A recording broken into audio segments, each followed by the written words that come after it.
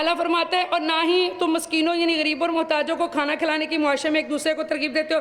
भाई अमीर होने का एक ही हल है, गरीबों को दो, यतीमों को दो, मस्कीनों को दो, खाना पका पका के दूसरों को खिलाओ, अल्लाह अमीर कर देगा। होना है अमीर, हाथ उठाए ना, किस किसने अमीर होना है माशाल्लाह। चले फिर ये जो सबक मैं पढ़ा रही हूँ इस सबक के ऊपर अमल करना है, बोलो इंशाअल्लाह अज़्ज़ा वजल। अच्छा जी, और दरख्त का सारा माल और वरासत का सारा माल समेट कर खुद ही खा जाते हो, इसमें से अफलाज़दा लोगों का हक नहीं निकालते।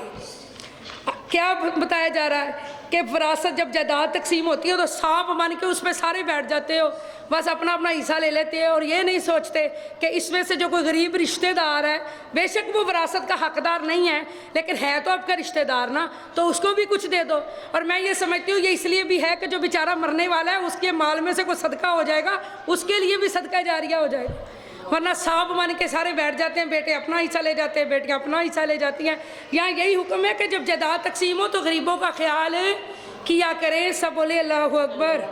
आयत नंबर 20 सूरह फजर, और तुम मालो दौलत से बेहद दर्जा मोहब्बत रखते हो। अल्लाह ताला फरमा रहे हैं बंदों से कि तुम मालो दौलत से बेहद दर्जा मोहब्बत रखते हो। यकीनन जब ज़मीन पाश पाश करके रेज़ा रेज़ा कर दी जाएगी और आपका रब जलवा फरमा होगा, फरिश्ते कतार दर कतार इसके हजूर हाजिर होंगे और इस दिन दोज़ख पेश की जाएगी। इस दिन इंसान को समझ आ जाएगी, मगर अब इसे नसीहत कहाँ फ़ायदा मंद होगी। पीछे पड़ा कुरान नसीहत है, कुरान नसीहत है, अब आप पढ़ रही हैं, रब कह रहे अब नसीहत कोई फ़ायदा नहीं देगी। बेटा मोबाइल ना चलाएं प्लीज़, सब बोले अल्लाहु अकबर। वो कहेगा काश मैंने अपनी इस असल ज़िंदगी के लिए कुछ आगे भेज दिया होता। वो रोता है, कहता काश मैंने आगे के लिए कुछ भेज दिया होता जो आज मेरे काम आता, आज मेरे काम आता। सो इस दिन ना इसके अजाब की तरह कोई अजाब दे, ना इसे अजाब की तरह कोई अजाब दे सकेगा और ना इसके जकड़ने की तरह कोई जकड़ सकेगा। ए इत्मीनान पा जाने वाले नफ्स, तो अपने रब की तरफ इस हाल में लौट आके तू इसकी रज़ा का तालब भी हो और इसकी रज़ा का मतलूब भी हो। गोया इसकी रज़ा तेरी मतलूब हो, तेरी रज़ा इसकी मतलूब पस तू मेरे कामिल बंदों में शामिल हो जा। मेरी जन्नत करीब और मेरी जन्नत कुर्बत और दीदार में दाखिल हो जा। सुबहान अल्लाह। सूरतुल बलद, बिस्मिल्लाहिर्रहमानिर्रहीम। अल्लाह के नाम से शुरू जो बहुत मेहरबान और हमेशा ला उक़सिमु बिहाज़ल बलद, मैं इस शहर मक्का की कसम खाता हूँ। हबीब मुकरम इसलिए कि आप इस शहर में तशरीफ़ फरमा हैं। अब इससे मुराद पूरा अरब है, मक्का भी है, मदीना भी है। इससे मुराद, क्योंकि ये धरती कोई आम धरती, ये ख़ास धरती है जहाँ अल्लाह के नबी तशरीफ़ लाए। और फरमाया ये कसम क्यों खाई जा रही है, वह अंत हिल्लुम बिहाज़ल बलद, इसलिए कि मेरे महबूब आप वहाँ जलवागर है। सुबहान। हबीब मुकरम आपके वालिद आदम या इब्राहिम की कसम, लो जी सुबहान अल्लाह, आपके वालिद की कसम भी खाई जा रही है। सुबहान अल्लाह की कसम और इनकी कसम जिनकी विलादत हुई। बेशक हमने इंसान को मुशक्क़त में मुब्तला रहने वाला पैदा किया है। सब बोले अल्लाहु अकबर। क्या वो ये गुमान करता है कि इस पर हरगिज़ कोई भी काबू ना पा सकेगा?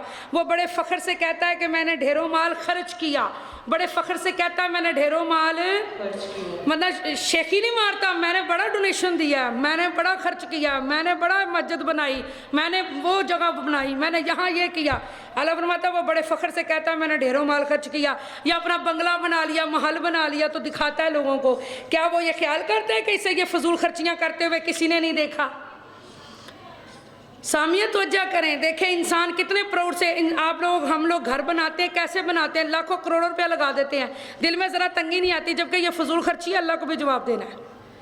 समझ रहे ना मेरी बात को? बड़े घरों में रहते हैं, जो कुछ भी है, लेकिन जवाब ज़रूर देना है अल्लाह को कि ये पैसा कहाँ से आया था, ये चीज़ कहाँ से तुमने इस्तेमाल की, और ये इतने बड़े बड़े बंगले महल बंदे तुम दो हो और जगह तुम्हारी 8-8 कनाल है, 6-6 कनाल है, हिरस है कि तुम्हारी पूरी नहीं होती, पेट है कि तुम्हारा भरता ही नहीं है।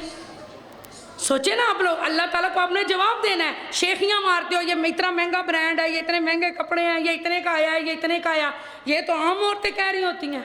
अब उन आम औरतों का ये कुरान में जिक्र आ रहा है जो फजूल खर्च औरतें, सुन ले, फजूल खर्च औरतों का जिक्र आ रहा है।